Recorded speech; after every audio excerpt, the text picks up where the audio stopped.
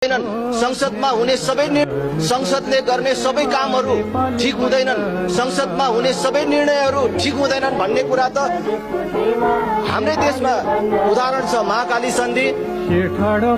महाकाली सन्धि गर्दाखेरि देशलाई कस्तो लाभ हुन्छ भनेर प्रचार गरिएको थियो। त्यसको लाभ देशले अहिले के पायो हामी स्वयं भोगिराखेका छौँ। हाम्रै छिमेकमा संसदले गरेको निर्णय जसका कारण एउटा देशले आफ्नो अस्तित्व नै गुमाउनु पर्यो। त्यसकारण संसदले गर्ने हरेक निर्णय ठिक हुन्छ भन्ने हुँदैन।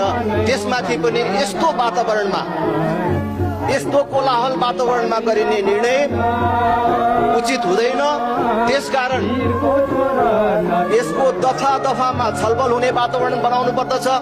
यसको एक एक दफा जनताले बुझ्ने गरी बुझाउनु पर्दछ, सबैले बुझ्ने मौका पाउनु पर्दछ।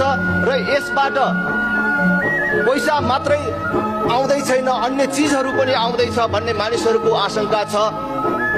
त्यो सत्य हो कि होइन त्यसको बारेमा जनताले थाहा पाउने र जनताले आश्वस्त हुने समय अथवा अवसर दिनुपर्दछ। र यसलाई जोर जबरजस्तबाट, हो हल्लाको बीचबाट केवल प्राविधिक प्रक्रिया पूरा गरेर यसलाई टुङ्ग्याउनु हुँदैन। सामान्य भन्दा सामान्य जनताले पनि भनिराखेका छन्, यतिका वर्षसम्म नेपालले अनेकौं देशहरूबाट आर्थिक सहायताहरू लियो, भविष्यमा पनि लिनुपर्छ।